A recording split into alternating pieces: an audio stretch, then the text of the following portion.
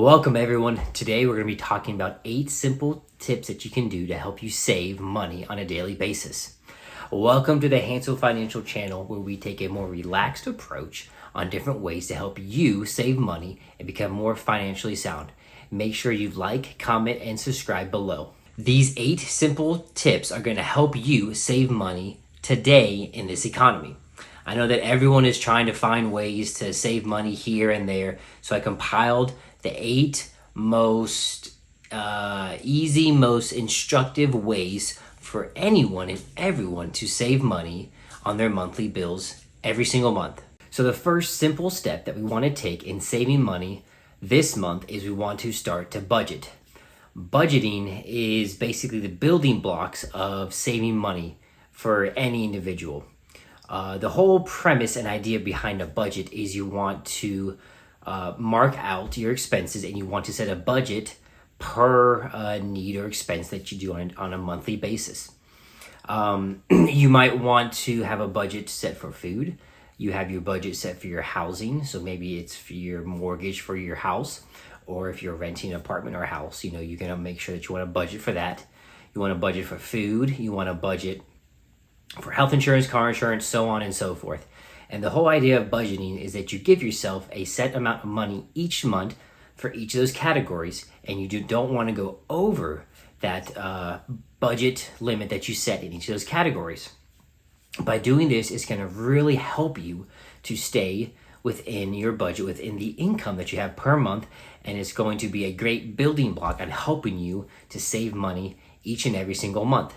In my previous 2 videos, I did a whole series on budgeting, and in the description, I actually have a link to a very simple Google spreadsheet budget that I created that I use every single month, and you guys are more than welcome to go over there and use that budgeting sheet. All right, so we just talked a little about budgeting, very simple way for you to save money each month. Another way that you can do to save money every single month is to automate your savings. So what you want to do is most banks will allow you to set up basically a recurring payment every single month. And with that, you want to set an X amount of money to basically put savings from your checking maybe into your savings account.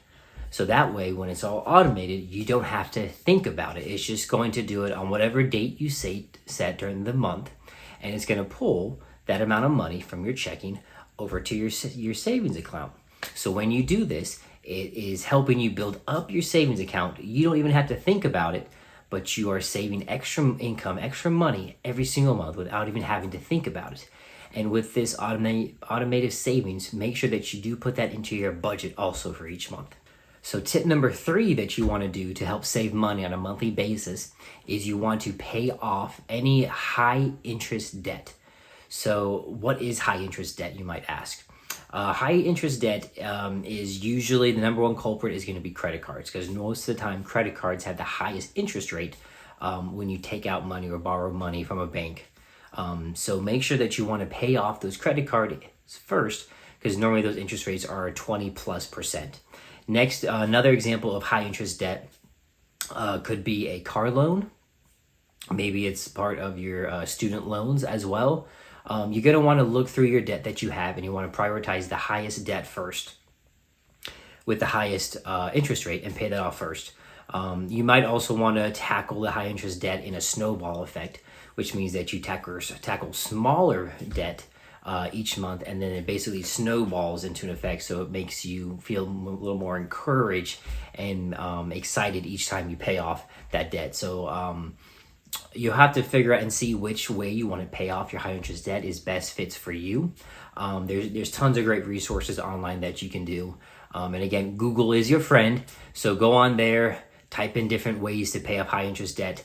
But the whole key for tip number 3 is we want to pay off that high interest debt basically as soon as possible. That way that you are saving more money on interest that you're not paying back over the long term. All right, so now tip number 4. This one is a good one. This one is you're going to want to make sure you are cooking your meals at home, or cooking the majority of your meals at home. By doing this, you're actually going to be saving a lot of money from eating out. And one of the great benefits of cooking and eating at home is usually you're going to be eating healthier when you cook your meals at home Because I know most of the time, I'm also including this. Normally, when we go out to eat and spend money going out, it's usually maybe at fast food restaurants or restaurants, and that might not be the healthiest for you. But when you cook at home, you can cook with more healthy ingredients, and you actually have the flexibility to cook whatever you want, whatever you like. So that's going to be tip number 4, is that you want to make sure that you are cooking your meals at home, going to the grocery store, buying all the groceries, shopping the sales of those grocery items, and then making your meals at home. And again, you can meal prep for the whole week or days out. You can just make a recipe and just double everything. That way you have more food that you can put in a Tupperware and you can save for later down the road. That will also help you save money as well. All right, so now on to tip number 5. This one is quite important. We want to make sure that you are setting up a emergency fund for those emergencies that come up on during the month or something like that. It can be a little daunting. We want to put some extra money into that emergency fund every single month. And the main reason we want to have that emergency fund is if when an emergency does come up, we're able to pull from that emergency fund and then use that money to pay off that emergency. Maybe something happened with your car, and maybe you got a big bill from the car mechanic, or possibly a medical bill as well. And so by pulling from that emergency fund to pay for that expense, you don't have to put that on a high interest credit card, or possibly even take out a personal loan to pay for that emergency. So having an emergency fund is very important. I recommend try and have about a month's worth of your needs each month as your emergency fund. So if your needs per month is, let's say, $2,000, that's how much your food, your rent, your utilities, all that stuff comes up to be about $2,000. I recommend trying to have about $2,000 in your emergency fund just in case. All right, we're already on tip 6. Where has the time gone? So tip number 6 is we're going to want to try and follow the 50-30-20 rule. And what the 50-30-20 rule is that you want to, if possible, try and only spend 50% of your income on your needs every month. Then you want to invest the 30%, and then you have the 20% left over for fun. Now, you might not be able to reach those numbers with your income, so those percentages might be a little off, but the whole idea behind the 50-30-20 rule is that you don't want your needs to be really above that 50% mark of your income. If it is, then try and cut back somewhere in your needs per month if possible.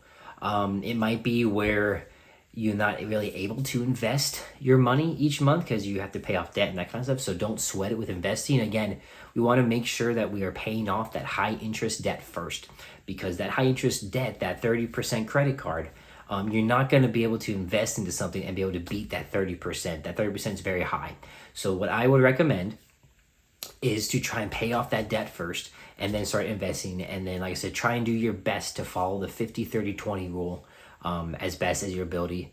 And again, you can Google and YouTube other videos to that dive more deeper into that 50-30-20 rule as well if you're really interested in that concept of living your financial life that way. Tip number 7 is going to be set some financial goals for yourself.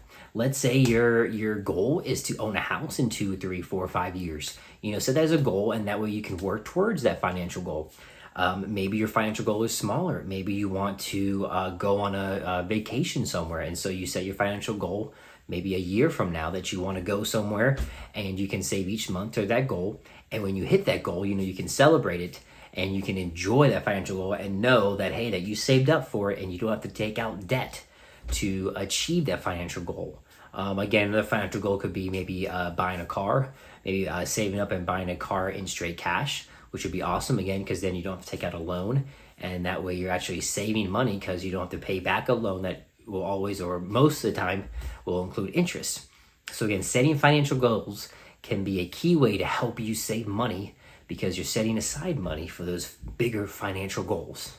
And let's do this. Comment below some type of financial goal that you have set in the past and that you actually achieved and you were able to make that financial goal a reality. All right, so the last tip number 8, after you've done those other things, is that we want to make sure that we are investing for our future, for your future. Again, I would recommend that you don't invest until you pay off those high debt first. and you have your emergency fund, and then you can start to invest.